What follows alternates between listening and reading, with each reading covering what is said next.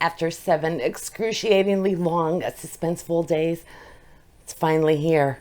We get to find out what our first book for the Start and Stop Buddy Reads will be, and I cannot wait. I am so excited to see.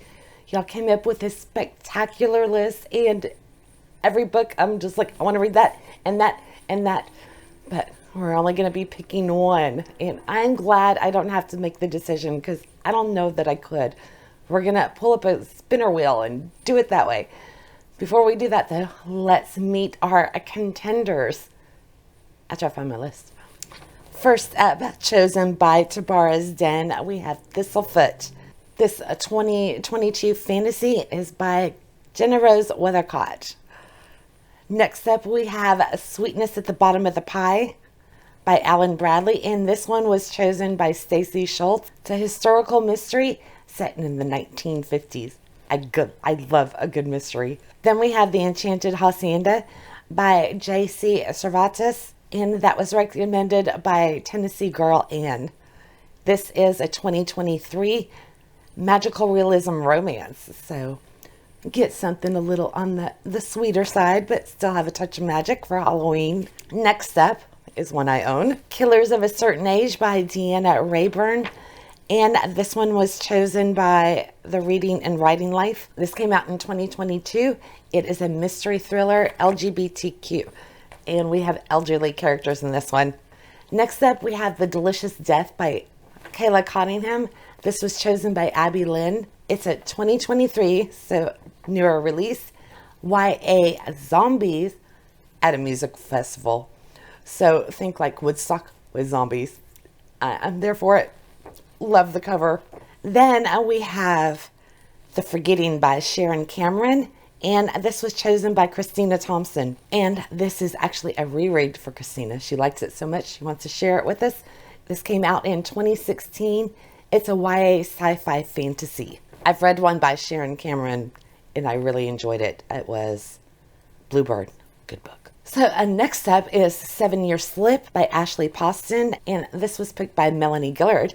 It is a 2023 speculative fiction of romance. Then Laura Lucas picked Nights of the Endless Days by Robert Priest. This one came out in 1993, and it is a children's fantasy. Nick Patel chose The Clusters by Katie Hayes, and it's a thriller from 2022. Then we have Devil in the Dark Water, Stuart Turton by Expedition Through Pages, and this is a 2020 mystery thriller. That's the same author who wrote 7.5 Deaths of Evelyn Hardcastle. Loved that book. Next up, chosen by Tanya Reid, we have Can't Wait to Get to Heaven by Fannie Flagg. This is the author of Fried Green Tomatoes, which I didn't even realize that began as a book. Love the movie. This came out in 2006. It is a comedy mystery. This one I did notice is part 3 in this series. So, Tanya, I'm assuming this can be read out of order. If you didn't realize that and we want to move to the first book, we can easily make that change. Just let me know if you win.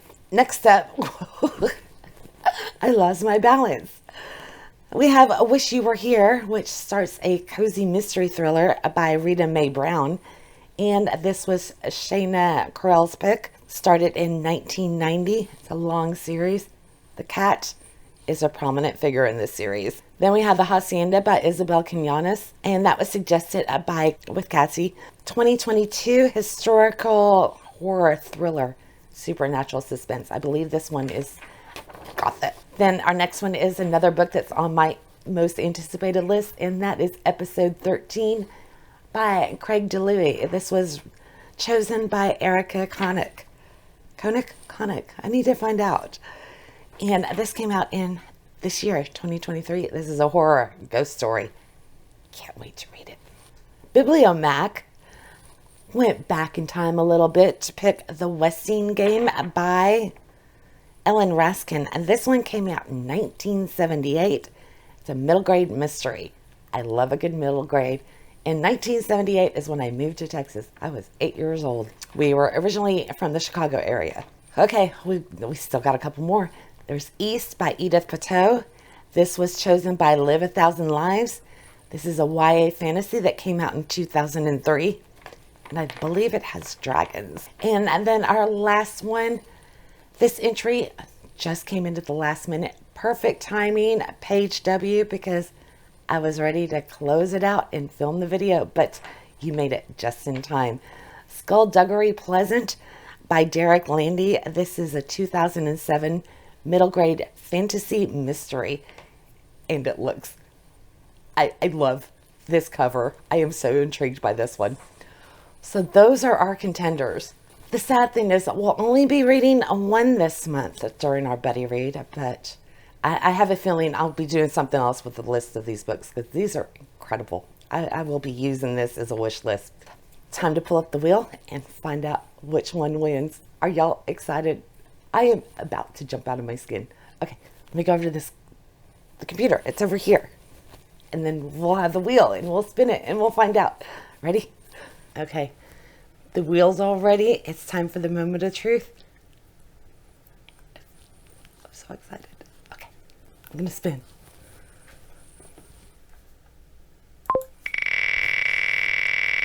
I don't know what to hope for.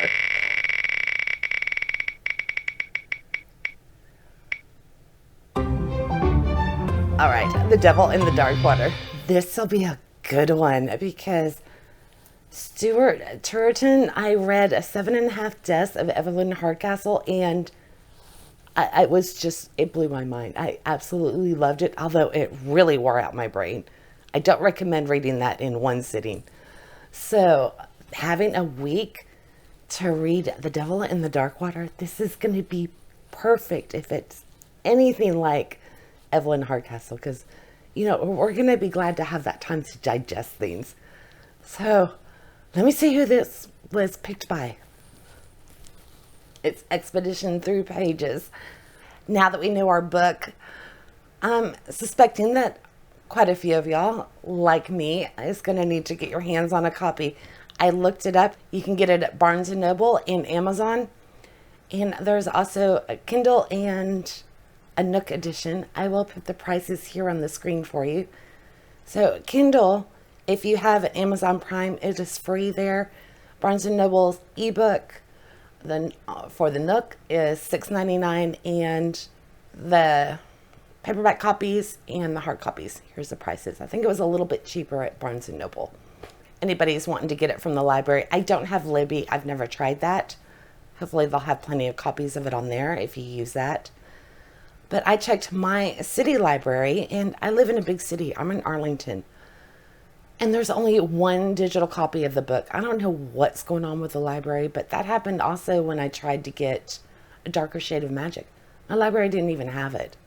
I don't know if that's a sign of the digital age, if the libraries just aren't keeping, you know, copies of novels. I don't know what's going on, but I'm saddened by that. So I'm hoping y'all won't have trouble getting a hold of it if you're just wanting to borrow a copy. Hopefully you'll be able to find it online and have better luck than I did. But I had to go run some errands, so I already grabbed my copy. I'm ready. I didn't tell you what the book's about. This has a murder on the high seas, a detective duo, and a demon who may or may not exist. So it's set in 1634, and it says that it's for fans of Stephen King and Sherlock Holmes. So we're going to have a detective duo, supernatural horror, occult suspicion, and paranormal mystery on the high seas. Passengers hear a terrible voice whispering to them in the darkness, promising 3 unholy miracles, followed by a slaughter. First, an impossible pursuit. Second, an impossible theft.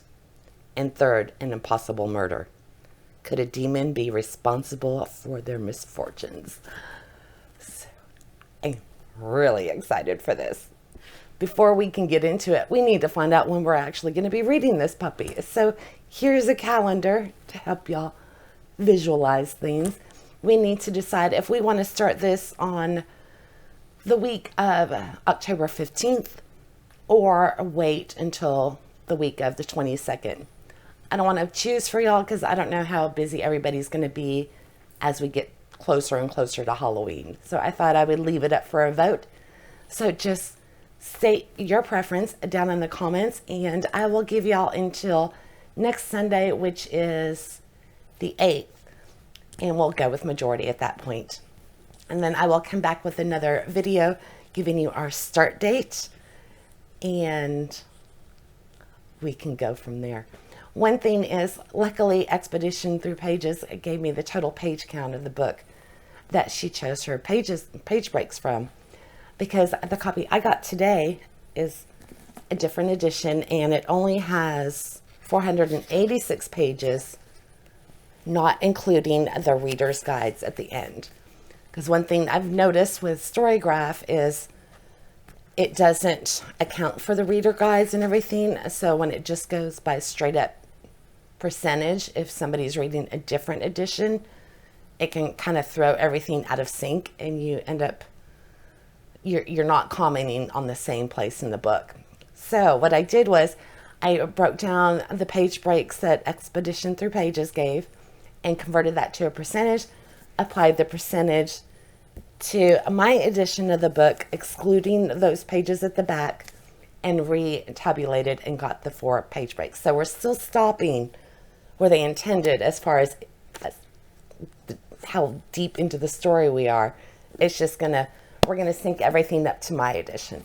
And I will make sure that y'all are gonna be on the same page as me, because I will give you the percentage that we'll be stopping at, and I will also give you the text at the beginning of the next page, so you'll know if you get to that paragraph, you need to close your book and put it aside until it's time to pick it up again.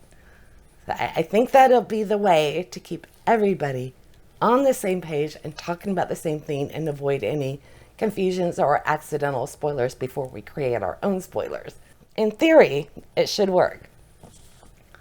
All right, I'm really excited about this, and I'm going to try my best to read, do the video, and edit the same day so I can post it the following day, so y'all can hopefully be reading that day and do your comments, and then when I pick my book back up, I can see what you've said and address it in the next video if it's warranted.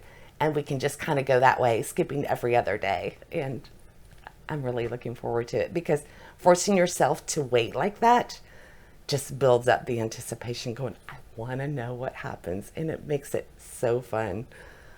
All right. I think we're good for this point. Here is our book.